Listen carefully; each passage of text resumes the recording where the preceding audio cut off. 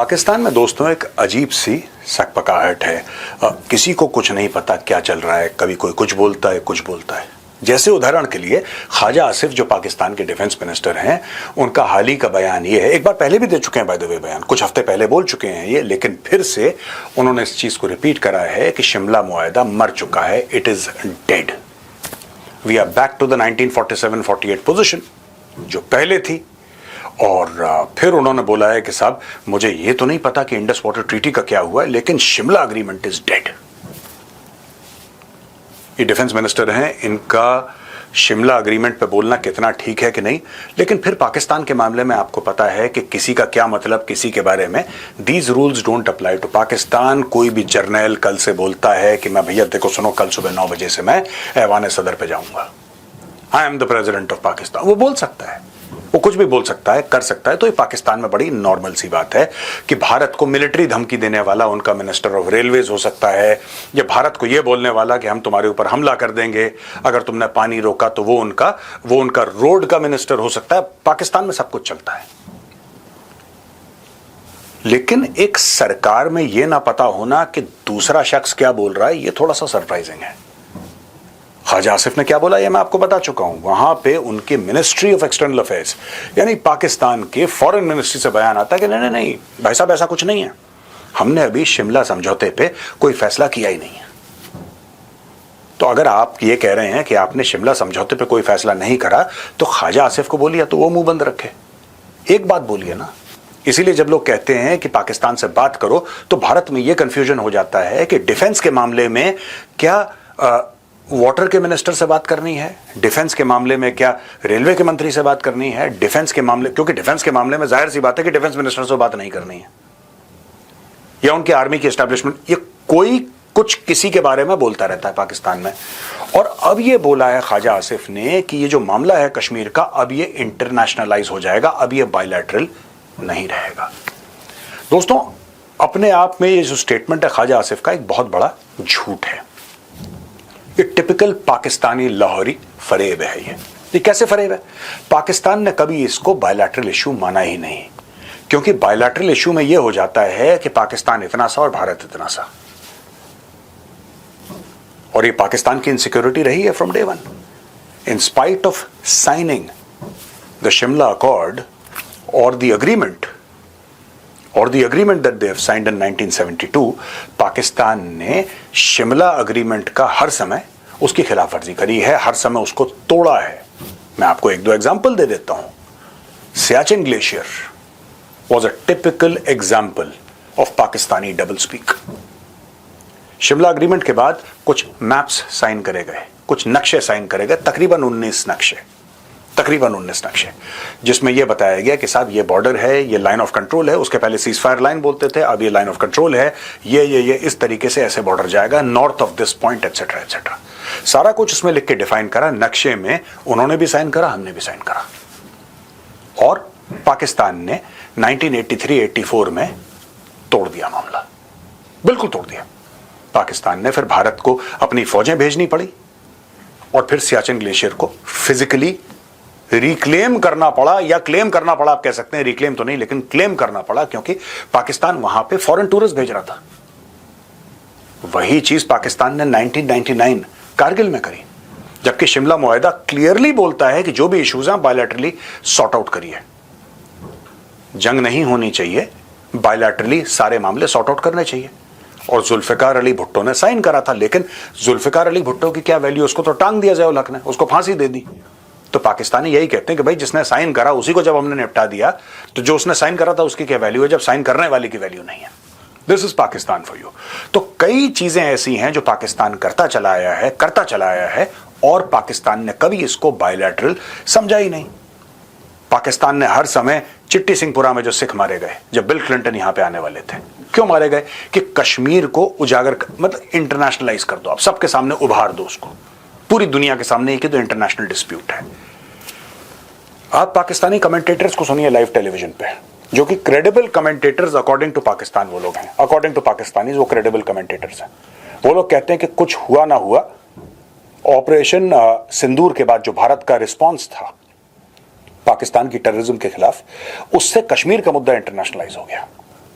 तो ये हर समय पाकिस्तान चाहता रहा है कि कश्मीर का मुद्दा इंटरनेशनलाइज हो, क्योंकि पाकिस्तान खुद कमजोर मुल्क है, गरीब मुल्क है, भीख मांगता हुआ मुल्क है, और पाकिस्तान कुछ कर भी नहीं सकता, कर भी नहीं सकता। ये सिर्फ मुसलमान देशों के पीछे भागना, उनसे पैसे मांगना, और जो पैसा न दे पाए उनसे कश्मीर के बारे में एक बयान भीख में मांग लेना, यही पाकिस्तान की फॉरेन पॉलिसी है कि हम मांगने आए हैं, कुछ ना कुछ तो दोगे, या तो पैसे दोगे या कश्मीर के ऊपर बयान दोगे, कुछ ना कुछ तो दोगे। खाली हाथ तो पाकिस्तानी जाएगा नहीं वापस। अच्छा, इससे होगा क्या, मुझे आज तक ये समझ में नहीं आया, और मैंने समझने की भरपूर कोशिश करी। इससे होगा क्या? सारी दुनिया कहती है कि हां चलो, एक फर्ज कीजिए, एक हाइपोथेटिकल एकेडमिक सिचुएशन ले लेते हैं, hypothetical just for the sake of discussion, कि पूरी दुनिया कहती है कि चलो नहीं, हम ये मानते हैं कि जो कश्मीर है पूरा का पूरा पाकिस्तान के पास होना चाहिए, फॉर एग्जाम्पल। फिर क्या होगा? उससे होगा क्या? ये जो Pakistani so called think tanks हैं, they should start thinking. Bharat ने अमेरिका की नहीं सुननी, भारत ने चीन की नहीं सुननी, भारत ने दुनिया की नहीं सुननी है भाई। उसका कारण क्या? ये नहीं कि हम बहुत अमीर देश हैं, बात यह है कि जो हमारी जरूरतें हैं हम बिना मांगे उसको पूरा कर दें। We are not dependent on the world like Pakistan is dependent. हमें भीख मांग के गुजारा नहीं करना, हम खुद कमाते हैं, खुद जितना हमारे पास है वो पर्याप्त है। ठीक है, अब ये देखिए सब,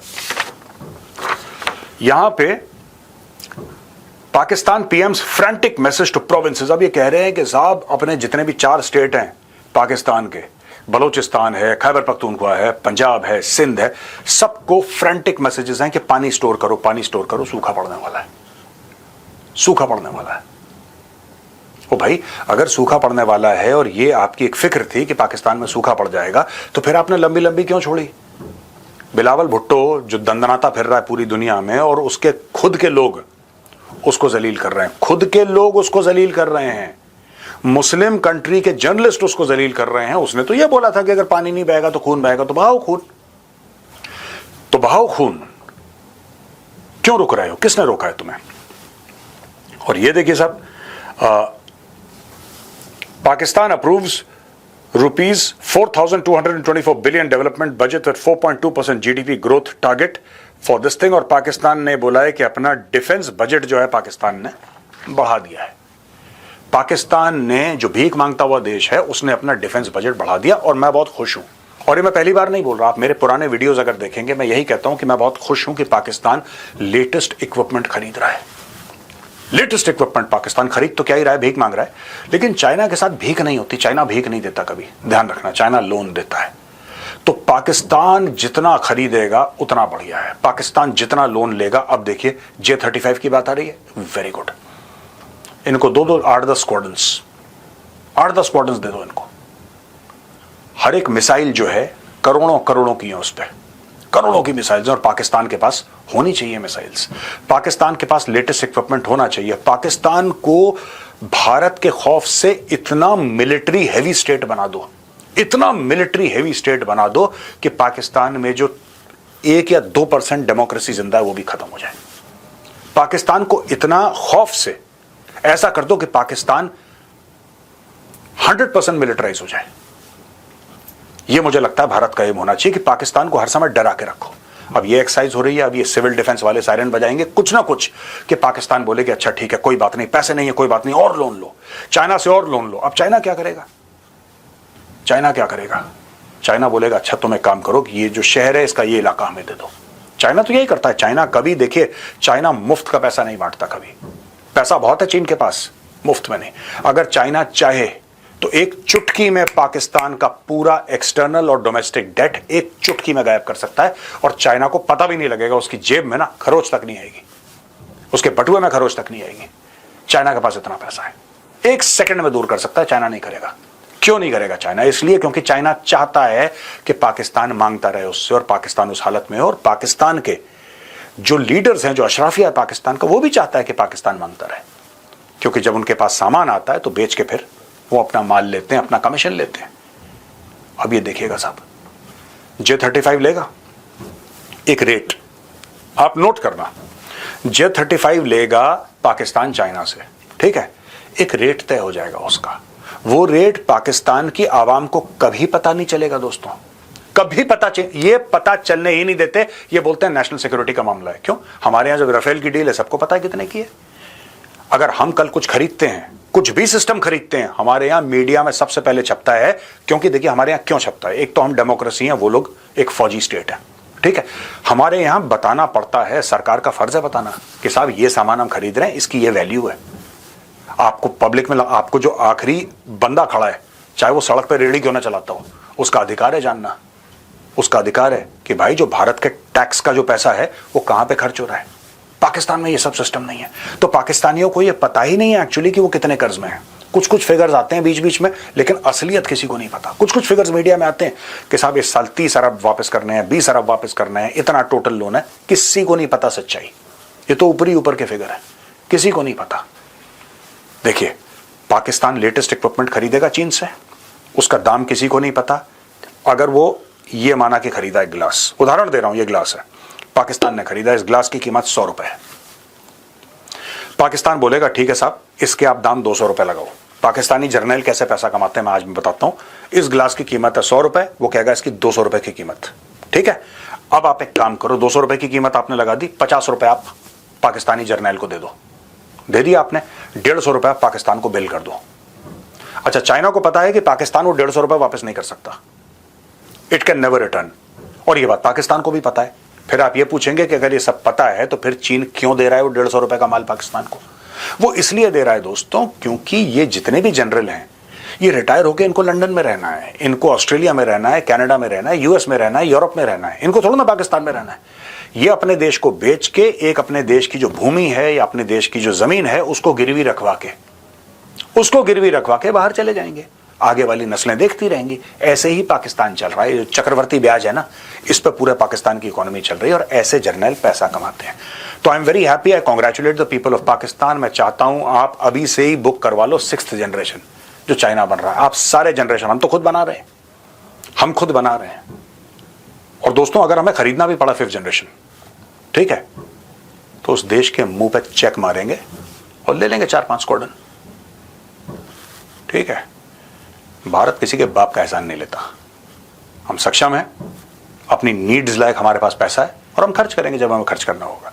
लेकिन जब जब पाकिस्तान हथियार खरीदेगा, तब तब पाकिस्तान का जो आने वाला जो बच्चा है, जो अभी पैदा नहीं हुआ है, वो कर्ज के अंदर डूबेगा। And this is the biggest weapon India has against Pakistan.